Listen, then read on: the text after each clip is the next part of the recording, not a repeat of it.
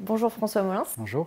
Vous êtes procureur à la retraite Oui. depuis juin 2003. Vous avez été le plus haut magistrat du parquet de France, procureur général près la Cour de cassation jusqu'à mois de juin dernier.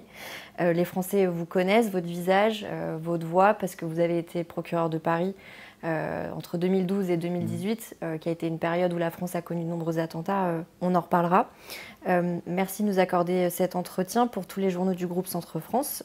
Vous nous accueillez ici à Flammarion, au cœur de Paris, qui sont les éditions de votre livre que vous sortez, vos mémoires, au nom du peuple français. Quel message justement vous voulez lui faire passer à ce peuple français avec vos mémoires ? Il y en a plusieurs, ça renvoie en réalité aux raisons pour lesquelles j'ai voulu écrire ce livre, avec la collaboration de Chloé Triomphe et de Véronique Debure de Flammarion aussi, que je remercie pour ses conseils. Tout est un peu dans le titre. J'ai pas pris la grosse tête, mais j'ai voulu rappeler que la justice auquel participent les parquets et les parquets généraux est rendue au nom du peuple français parce que c'est ça qui la rend légitime, c'est ça qui fait sa légitimité, et ça me paraissait important de le rappeler fortement avec la couverture du livre à un moment où la justice est quand même assez critiquée, discréditée, on parle de république des juges, de justice qui ne fonctionne pas. Donc à travers ce livre, j'ai voulu rappeler ça, et le livre en fait, il a essentiellement trois finalités. La première, c'est de mieux faire connaître le métier de procureur. C'est vrai que c'est d'abord un livre métier, pour effectivement que nos concitoyens sachent ce que fait un procureur dans leur pays. Je pense qu'il y a peu de gens qui mesurent véritablement cette réalité. La deuxième raison, c'est de rendre compte de ce qu'on a fait. C'est parce que la justice est rendue au nom du peuple français qu'il faut justement, à un moment donné, rendre compte des actions et du résultat des missions qu'on s'est vu confier. Et puis la troisième, c'est pas la plus importante, mais elle est quand même aussi un peu présente. Quand on est magistrat et qu'on traite des dossiers sensibles et exposés, on est souvent critiqué, mis en cause, et on ne peut pas répondre aux attaques dont on fait l'objet. Donc ce livre aussi, c'est l'occasion, pour pas tous les dossiers, mais pour certains dossiers dans lesquels mon action avait été mise en cause, faut dire les mots, de remettre les choses dans le bon sens, et puis d'expliquer des choses qui n'étaient pas forcément dans le domaine public et qui n'étaient pas connues de tout le monde. Voilà les trois finalités. Vous parliez des critiques dans la justice, critiques récurrentes dont la justice fait l'objet. Il y a une constante aussi dans le bouquin, c'est qu'on a le sentiment que vous cherchez à donner des gages, à prouver un petit peu que la justice est, contrairement à ce que pensent certains, indépendante, à vos yeux, à travers plusieurs exemples dans votre parcours personnel, dans votre expérience. Est-ce que vous comprenez tout de même que malgré tout, certains, peut-être même beaucoup, continuent à douter de cette indépendance ? Mais si vous voulez, l'indépendance, elle est là, c'est une réalité. Moi, je l'ai vécu pendant 46 ans, comme me le faisait remarquer un journaliste hier. Si je ne peux raconter que 2 occasions pour lesquelles j'ai subi des pressions pour orienter des affaires dans un sens, en 40 ans, c'est pas beaucoup. Bon. Il y a de toute façon un avant et un après. Puisque vous savez que la loi qui donnait la possibilité aux politiques de donner des instructions dans les affaires individuelles, elle a évolué en 2 temps. En 2004, on a commencé par interdire les instructions de classement et a obligé de mettre les instructions qu'on donnait dans les dossiers. C'était déjà un premier progrès. Et puis en 2013, avec la loi Taubira, du 25 juillet, ça a été l'interdiction pure et simple pour le politique de donner des instructions au parquet dans les affaires individuelles. Donc là-dessus, on a beaucoup progressé. Et moi, je dis toujours, cette loi du 25 juillet 2013, il y a un avant et un après. Donc l'indépendance, elle est là. Ouais, on comprend très bien, on voit que c'est quasi viscéral, cet attachement à l'indépendance. Une question qu'on se pose quand même à la lecture de votre parcours, de votre livre. Par exemple, vous avez été pendant 2 ans et demi dans des cabinets ministériels, directeur de cabinet de 2 gardes du Sceau de droite, ce qui vous a valu ensuite, vous le rappeliez, l'étiquette entre guillemets de procureur de droite quand vous aviez été nommé procureur de Paris. Est-ce qu'avec le recul, vous vous dites que ça peut peut-être participer à certains brouillages de repères ou certaines confusions, justement, le fait d'un moment de faire ce pas de côté, comme vous l'appelez? Moi, je considère que c'est une bonne chose que des magistrats puissent passer en cabinet ministériel. Parce qu'ils y vont avec leur expérience de magistrat, leur éthique de magistrat, et ça leur permet de rappeler certains messages et de contribuer à ce que les choses ne dérivent et ne dérapent pas trop. Moi, je suis allé en cabinet, effectivement, 2 ans et demi, J'y suis allé à cause des relations que j'avais avec le terrain. J'étais en Seine-Saint-Denis, je travaillais très bien avec la police, et Mme Alliot-Marie, qui était ministre de l'Intérieur, était venue en Seine-Saint-Denis et avait remarqué ma façon de travailler avec les services de police. Je travaillais très bien, j'ai toujours très bien travaillé avec la police et la gendarmerie, hein, tout en exerçant mes attributions et mes compétences. Ce qui fait que le jour où elle m'a appelé, elle m'a dit qu'elle ne me connaissait pas, je n'étais pas dans des réseaux politiques, je n'étais pas dans des réseaux syndicaux, j'étais dans aucun réseau tout court. Hein, et elle m'a dit que c'est parce qu'elle avait apprécié ma façon de travailler avec la police qu'elle voulait me prendre comme directeur de cabinet. J'étais à 50-50, j'ai failli pas y aller. Et je me souviens toujours, c'est mon épouse qui m'a dit, avec la façon, vu la façon avec laquelle elle t'a présenté les choses, tu ne peux pas refuser quelque chose comme ça, c'est pas possible. Donc j'y suis allé. Alors au bout du compte, ça a été une expérience qui a quand même été très dure, hein, parce que c'est un milieu que je ne connaissais pas. Les relations dans le milieu politique, c'est pas quelque chose de simple. Hein. Il y a beaucoup de frustration, visiblement, à l'issue de l'expérience. C'est plein de tueurs, hein, le monde politique. Hein. Il y a aussi pas mal de frustration, parce qu'on peut être amené, on dit ce qu'on pense, mais on peut aussi être amené à faire des choses avec lesquelles on n'est pas tout à fait d'accord. Parce que la politique, c'est un art permanent du compromis. Hein. Donc c'est vrai que ça a été dur, mais ça m'a aussi beaucoup apporté, parce que je pense que ça m'a vraiment beaucoup préparé à exercer les fonctions suivantes au parquet de Paris, parce qu'en sortant de 2 ans et demi de cabinet, je pense que je connaissais bien et j'avais bien compris le fonctionnement de l'État et le fonctionnement des différentes institutions, et les liens entre le pouvoir exécutif et le pouvoir législatif. Donc ça m'a effectivement beaucoup servi, et je pense que ça m'a beaucoup préparé aux fonctions que j'ai exercées par la suite. Vous disiez tout à l'heure que ce livre était aussi l'occasion de répondre à certaines critiques. Ouais. Les plus récentes, entre guillemets, elles datent de l'affaire Dupond-Moretti, ouais, voilà, que vous avez quitté il y a juste quelques mois. Ça a été une affaire qui a été... Enfin, vous allez nous le raconter, mais comment vous l'avez vécu, vous, personnellement? Je vais vous dire, pas bien, parce que c'est jamais agréable et c'est jamais facile, quand on est procureur, de poursuivre son ministre de tutelle. Moi, j'ai eu le malheur que ça m'arrive 2 fois. Monsieur Hervoas, en plus que j'avais apprécié beaucoup comme garde des Sceaux, parce qu'il avait compris beaucoup de choses, il avait fait beaucoup pour l'institution. C'est pas une partie de plaisir, hein, de se retrouver avec quelqu'un avec qui on travaille normalement. Et bon, Monsieur Dupond-Moretti, bon, c'est pareil, exception au fait que je le connaissais pas avant qu'il soit ministre, j'avais jamais croisé le fer avec lui.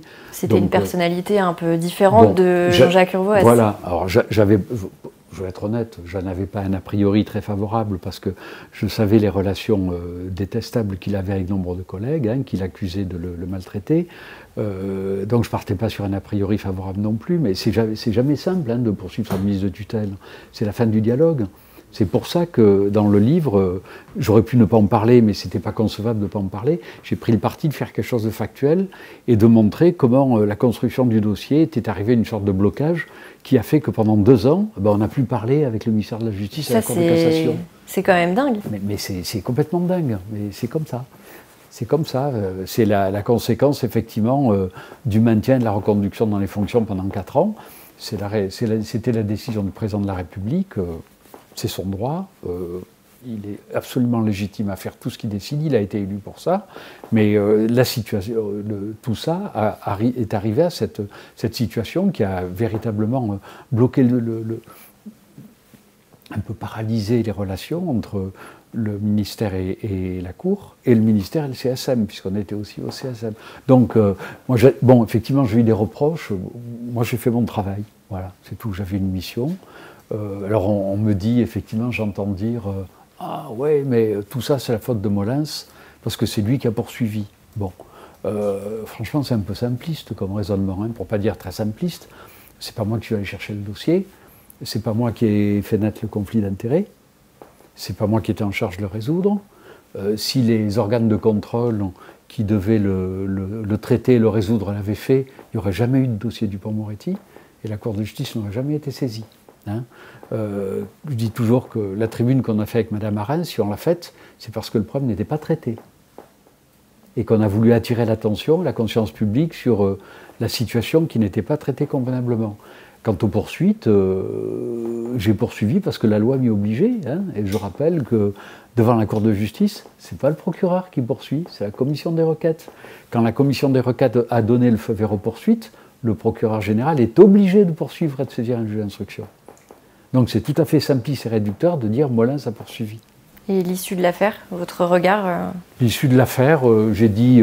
il a été relaxé pour rappeler Éric Dupond-Moretti. J'accepte le verdict que je rappelle 2 fois, hein, au début du chapitre et à la fin. Hein.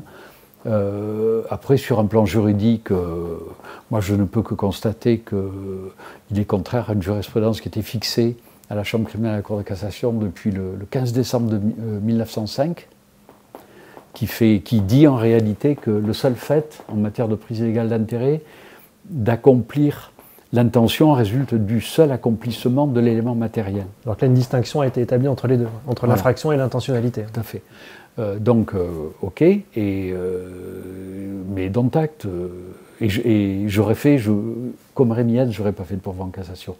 Alors on pourrait me dire pourquoi, ça renvoie aux vices et aux critiques qu'on peut faire à la Cour de justice. Hein. Il y a une formation de jugement qui est composée de 15 personnes, 13 politiques, 12 politiques, 3 magistrats.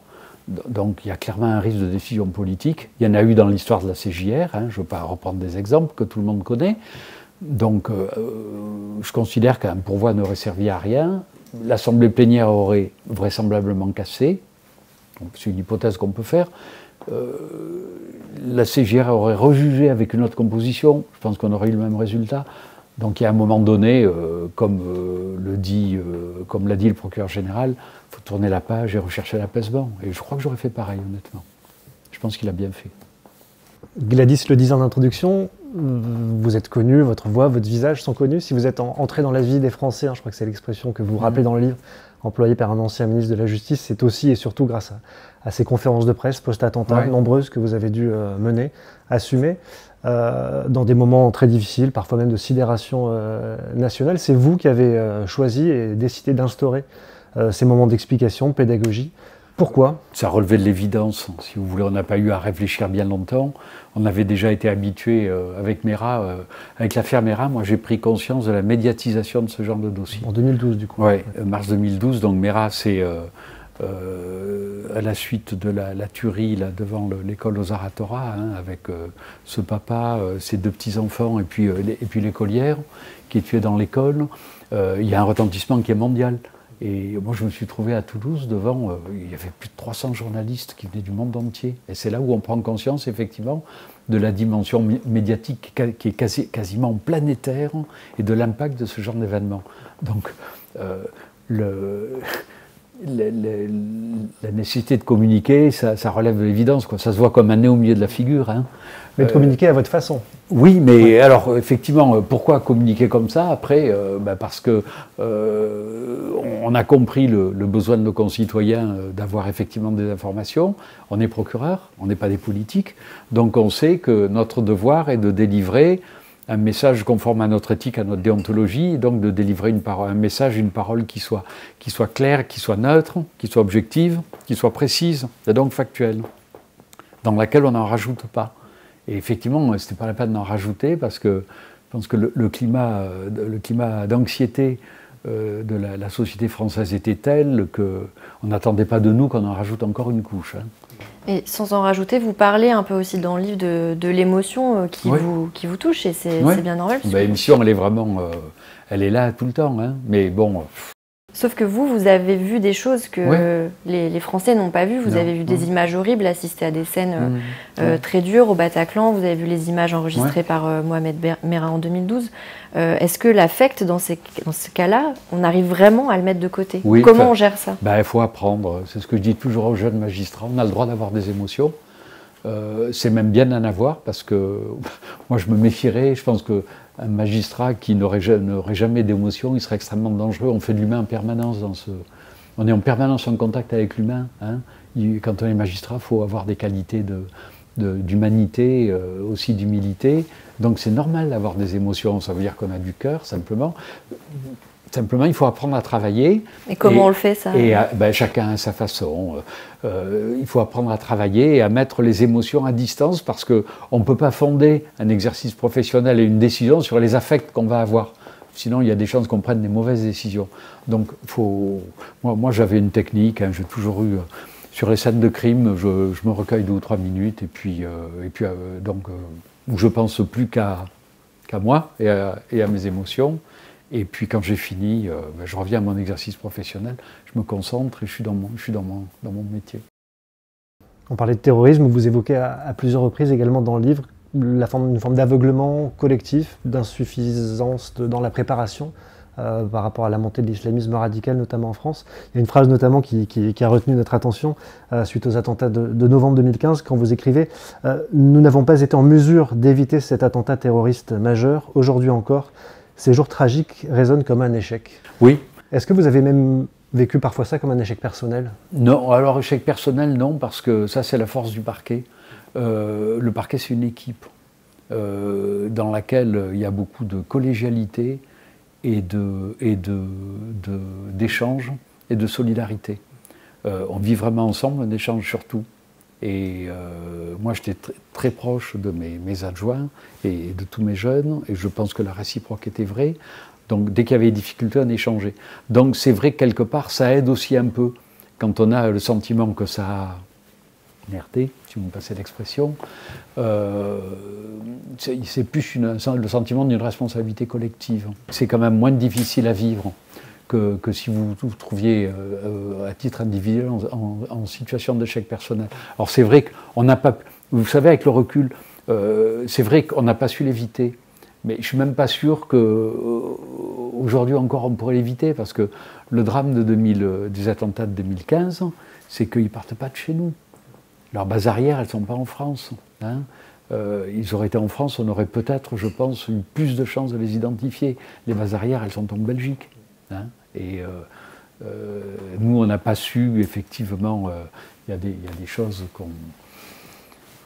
On n'a pas su voir parfois, on n'a pas su voir des terroristes qui étaient aussi sur notre sol. Dans le cas d'Abdelhamid Abaoud, on pensait qu'il était en Syrie. Exactement. Alors qu'il était en France. On l'a loupé plusieurs fois. Hein.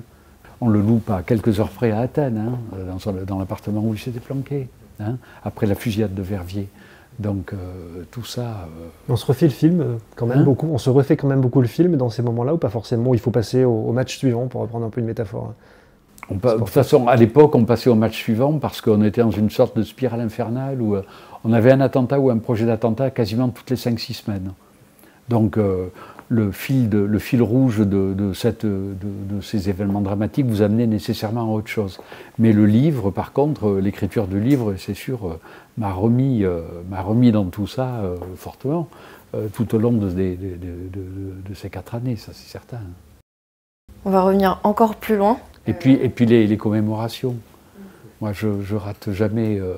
Encore aujourd'hui je vais à toutes les commémorations, Charlie Hebdo, Hyper Cacher et Vendredi 13, sauf si vraiment j'ai une raison impérieuse qui m'empêche d'y aller, par exemple si je suis sur le même continent ou que je ne suis pas là ou que je suis malade, mais j'en ai loupé très peu, je crois que j'en ai loupé deux en 8 ans.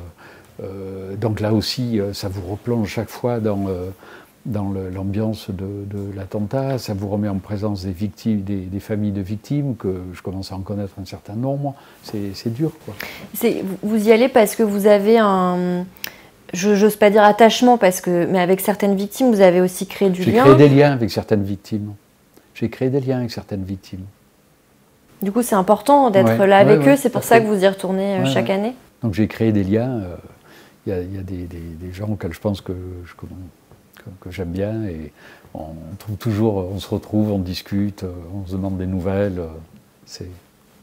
On est au-delà du professionnel. Oui, bien sûr. Bien sûr.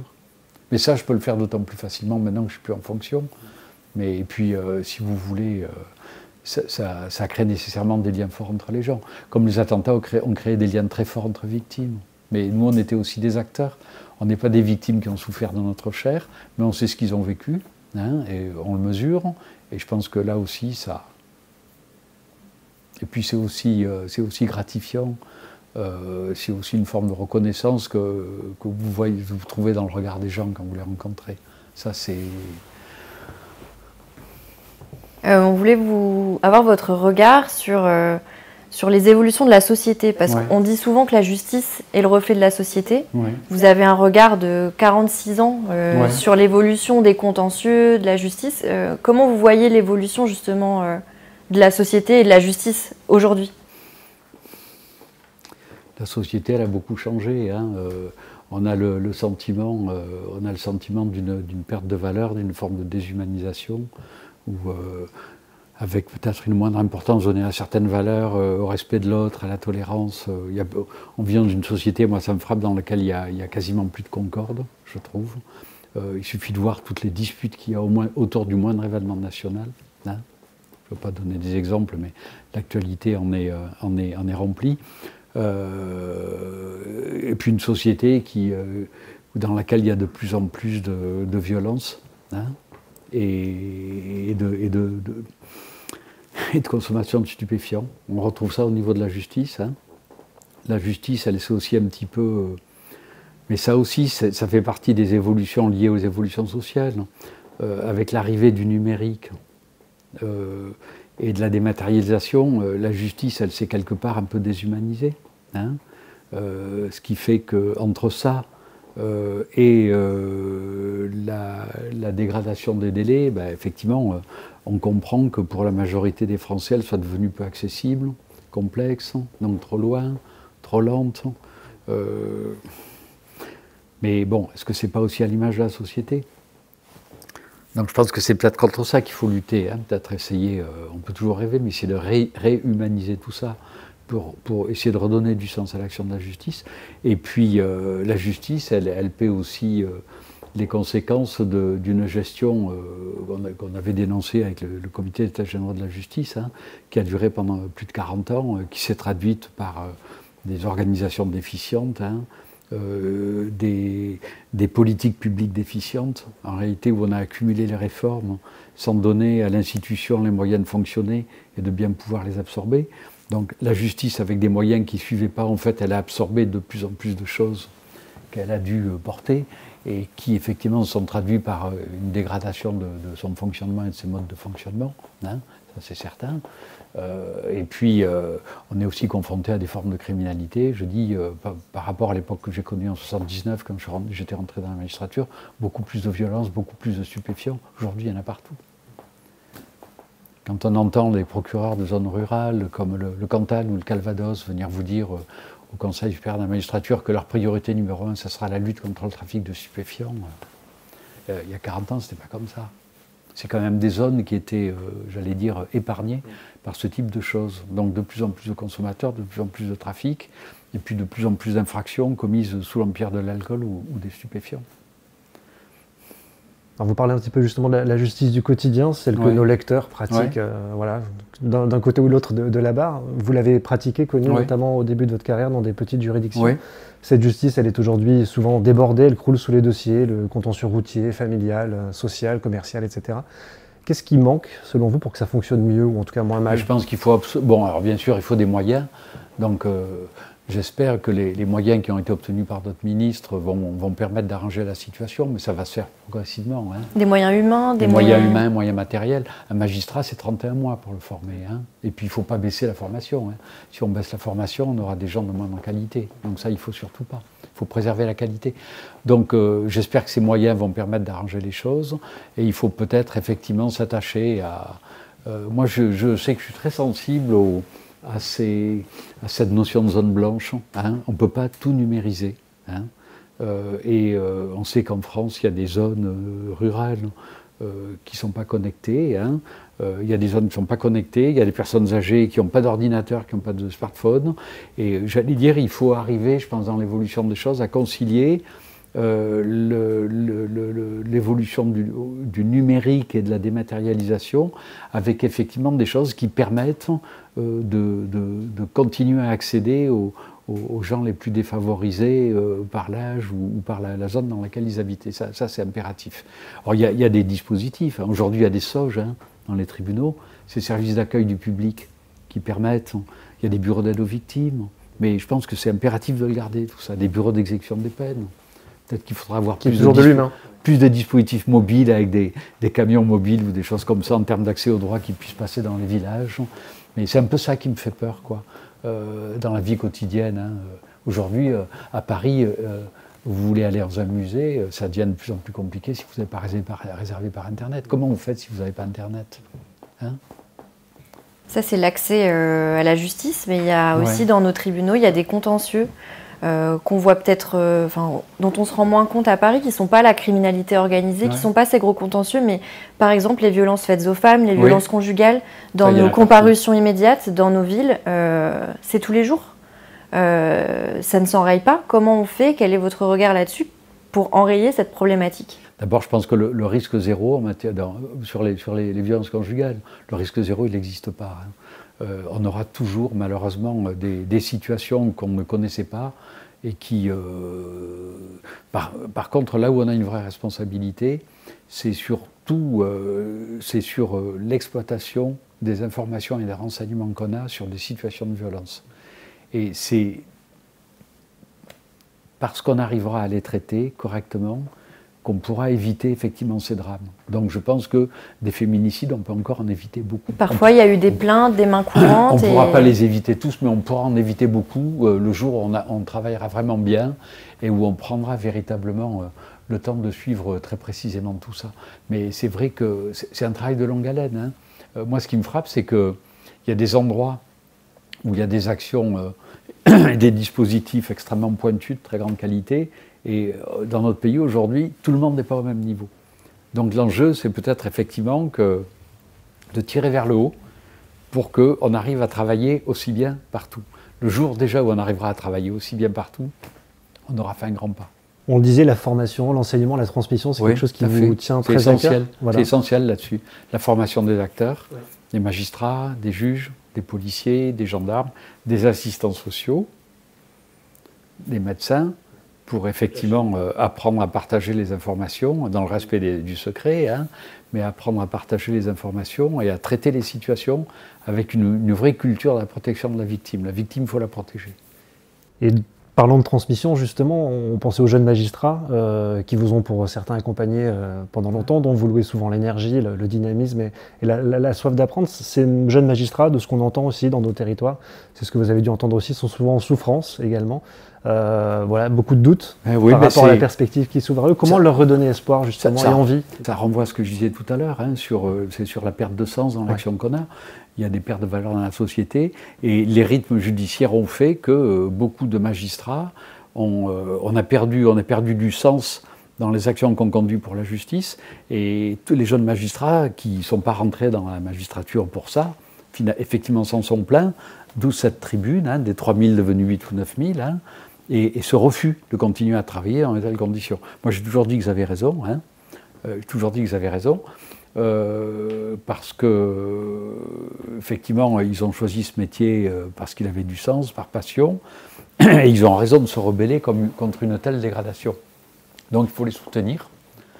Il faut les soutenir et puis essayer de leur donner les moyens de fonctionner comme la justice devrait fonctionner, c'est-à-dire en prenant le temps d'écouter les justiciables, pouvoir consacrer du temps à l'écoute et pouvoir effectivement consacrer le temps nécessaire à chaque dossier pour pouvoir rendre des décisions de qualité. Juste pour revenir sur les jeunes magistrats et donner envie un petit peu de continuer ce métier, si vous revoyez le François Molins qui est rentré à l'ENM en 77, vous lui donneriez quel conseil?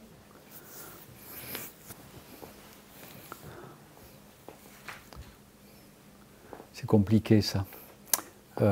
Moi d'abord, si c'était à refaire, je referais ce métier, parce qu'il m'a passionné, ça c'est sûr. Si je devais donner des conseils, je dirais que c'est un métier qu'il faut... c'est un métier qui est dangereux, ça c'est sûr, pour les autres, parce qu'on est en permanence en charge des intérêts familiaux, sociaux, financiers, professionnels, des gens dont on s'occupe. Donc ça c'est effectivement, si on prend des mauvaises décisions, elles peuvent avoir des conséquences très lourdes pour eux. Et même si elles sont justes, les décisions, elles peuvent aussi avoir des conséquences très lourdes pour eux. Donc il faut... il y a un certain nombre de choses qu'il faut absolument avoir. Il faut être compétent. C'est ce qui fonde tout, la compétence technique. C'est ça qui va fonder la légitimité, en premier. Mais ça ne suffit pas. Il faut, après, alors comme disait un collègue, il faut prendre les choses au sérieux, mais ne jamais se prendre au sérieux. Il faut essayer de développer des qualités d'humanité, parce qu'on est dans l'humain en permanence.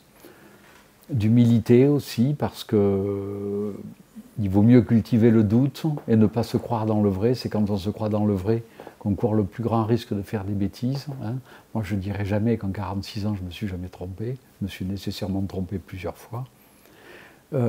Et puis être courageux, parce que pour être indépendant, il faut du courage. Vous parlez souvent de la capacité d'indignation également, de la garder. Oui, mais ça c'est sur un mode personnel, c'est quelque chose qui m'a jamais quitté. Je me suis toujours révolté face à l'injustice et à la détresse des gens. C'est-à-dire que face à ce type de situation, je me suis toujours ému de la même façon à 60 ans qu'à 30 ans. Ça ne m'a jamais quitté, ça. Et bon... Ça reste. C'est comme ça.